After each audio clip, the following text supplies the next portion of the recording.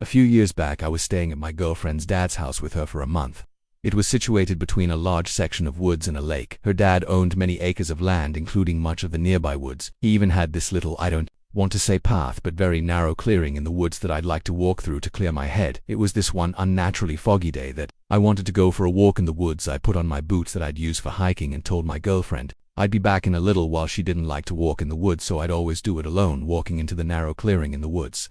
I really took in how foggy it was that day. I couldn't see 15 feet in front of me. I hadn't seen it like that in years. In fact, I haven't seen it that foggy since, but as long as I'd stay in the clearing and I'd be able to find my way back walking through the clearing, that's what.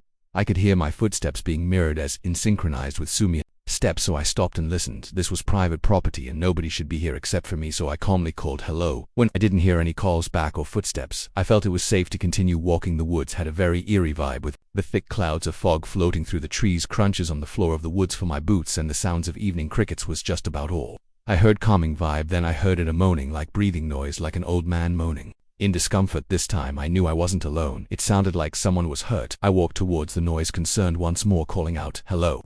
I stopped when I sharpened my senses a little and noticed the figure of a person standing just far enough away in the fog in front of me where I could see their presence there, but that's just about it. Just a really tall figure in the fog.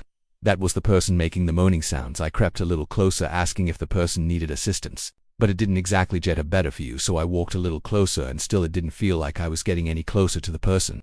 I yelled this time and the moaning stopped. I took 2 more big steps, this time towards the figure, and that's when I realized that no matter how much I walked forward, this figure didn't seem to get any closer. I turned around and started walking back through the clearing in the direction of my girlfriend's dad's house. I looked over my shoulder about 5 seconds later and swallowed my gum, seeing that the figure now behind was still the exact same distance that had been this entire time.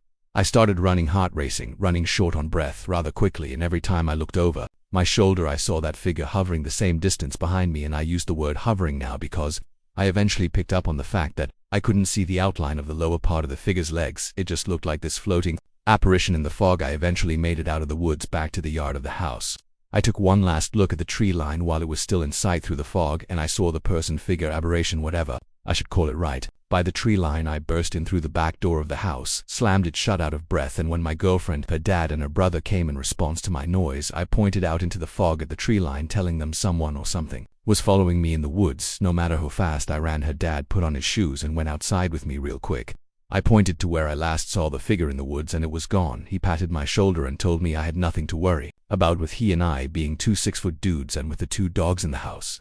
No one would be breaking in here. I laughed and pretended for a second as if I wasn't mentally scarred for life from what just happened. I'm not one to believe in ghosts or anything of that nature, but this was definitely the closest thing to paranormal I'd ever experienced. It still sends shivers up my spine to this day. Well, in the process of moving from my parents' place in Staten Island to Manhattan, I was using a lot of apps like Craigslist and Let Go for new furniture. I had already gotten the apartment in Manhattan by the point of this story, but I was still spending most of my time in my parents' house while I was still finishing up furnishing the apartment. I was on the app Let Go and I found a really cheap, nice-looking dresser that matched the rest of my furniture. I messaged the guy, who his name was Jake, and he was quick with his responses. We set up a time and place to meet that night outside his house on some dead end by Little Park.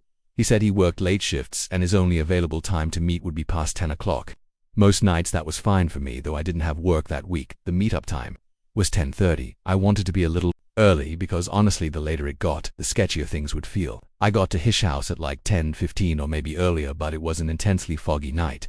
I couldn't even see if there were other cars parked in the street. Literally seconds after I parked at the dead end, I got a message from Jake on Let Go saying, "You're early, just give me a second, I'll be right out." I thought, what in the world? How did he know I arrived that second? Was he watching from somewhere in the fog? Still, I replied, "Okay," and looked around even harder. Now I realized there weren't really any houses on the street, at least not normal-looking houses. It was an unusually secluded street for Staten Island, with some small buildings that I couldn't even make out what they were for. Eventually, Jake sent me another message saying, "Come on out, the dresser's waiting out back." Owed back where though? I couldn't see anything. I got out from my car while replying back to him asking where I should go. That's where the responses on the app stops and the yells over here started. I followed the voice of this Jake person through the fog. I felt as if I were in some bizarre horror scenario following his voice. I'd occasionally shout, "I'm coming." I walked through this narrow alleyway to like thing between these 2 buildings. This wasn't a neighborhood street at all. I called out for Jake as I got through the alleyway to a backyard type area. I didn't know if it was big or small because the fog mixed with the darkness wouldn't let me see more than 6 feet in front of me. Jake was no longer calling out for me. It just went completely dead silent except for the sound of distant nighttime traffic. I knew in my gut something wasn't right. I was about to make my way back out of there. "Wait, your dresser's just right inside here. Come inside." I heard his voice in front of me, but I could not see him. I didn't respond. I just started backing away towards a small alleyway. I turned around. I could see other people standing mere feet away from me. Even through the thick fog, I could see them just standing stiff up against some wall or fence. Something bad was going on here. I began a sprint back through the way I came, and I saw and heard I was being chased by at least 3 different people. I didn't run for my truck as I wouldn't have time to get in started and do a 3-point turn. I ran down the road till I couldn't run anymore and got the police on the phone. 2 police cars pulled down the road eventually. One of them picked me up when I waved them down. We got to the location and we went to the little yard area. There weren't any people still back there. The 2 little buildings were both abandoned storefronts. The back door was wide open, but inside was literally nothing. Do I even need to say it? No dresser. Obviously, I showed the officers the let go conversation. All I had to do was give them the account that posted it, and that would allow them to open an investigation, but somehow nothing. If it came of it, I'm not sure how thoroughly the police department even investigated this. All I know is something very, very bad was going to happen to me if I went in that building last Saturday. While I'm writing this, it was an insanely foggy day. My family and I are quarantined in Jersey. My wife was out shopping and my son was in his room. I was trying to get work done on my computer in my office room when my 6-year-old daughter, Veronica, came inside saying she saw someone in the garden. I left the office to the window looking in the backyard where the garden is, and indeed she was right. There was someone standing over my garden.